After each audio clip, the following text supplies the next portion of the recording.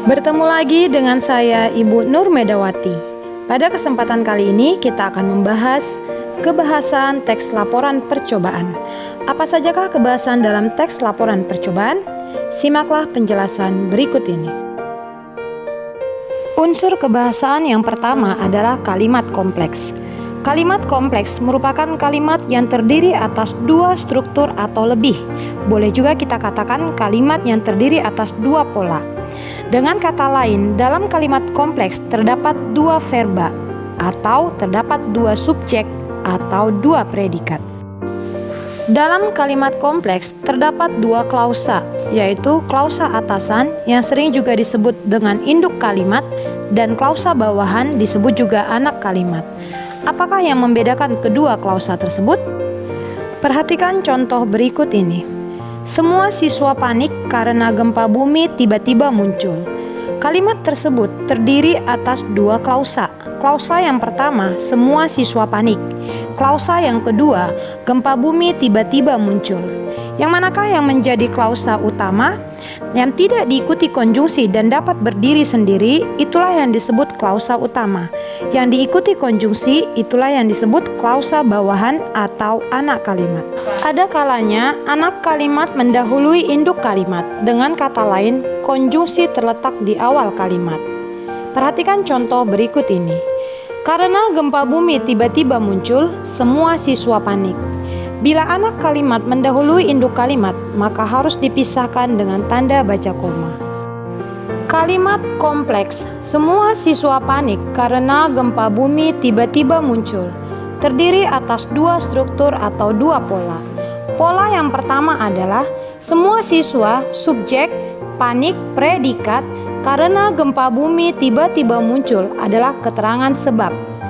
Keterangan sebab mengalami perluasan dan dapat ditentukan kembali polanya. Gempa bumi sebagai subjek, tiba-tiba muncul sebagai predikat. Dengan kata lain, kalimat tersebut adalah kalimat kompleks perluasan keterangan sebab. Unsur kebahasaan yang kedua adalah kata penghubung. Kata penghubung adalah kata atau ungkapan yang menghubungkan antar kata, antar frasa, antar klausa, dan antar kalimat. Perhatikanlah contoh berikut ini. Semua siswa panik karena gempa bumi tiba-tiba muncul. Konjungsi yang terdapat dalam kalimat tersebut adalah konjungsi karena. Konjungsi ini bermakna sebab.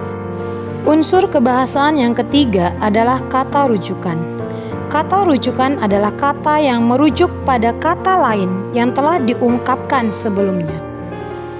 Kata rujukan dibedakan menjadi tiga jenis. Yang pertama, kata rujukan orang. Yang kedua, kata rujukan tempat. Yang ketiga, kata rujukan benda. Perhatikanlah contoh berikut ini. Jesselyn adalah anak yang rajin. Jesselyn selalu membantu ibu Jesselyn sebelum dan sesudah sekolah. Setiap hari, Jesselyn berangkat ke sekolah bersepeda. Sepeda Jesselyn sangat butut, tetapi Jesselyn tidak malu mengendarai sepeda Jesselyn. Pada paragraf tersebut terdapat pengulangan kata Jesselyn, sehingga paragraf terdengar rancu. Untuk mengatasinya, maka perlu menggunakan kata rujukan. Setelah menggunakan kata rujukan, paragraf tersebut menjadi Jesselyn adalah anak yang rajin. Ia selalu membantu ibunya sebelum dan berangkat sekolah. Setiap hari, Jesselyn berangkat ke sekolah bersepeda. Sepedanya sangat butut, tetapi ia tidak malu mengendarai sepeda tersebut.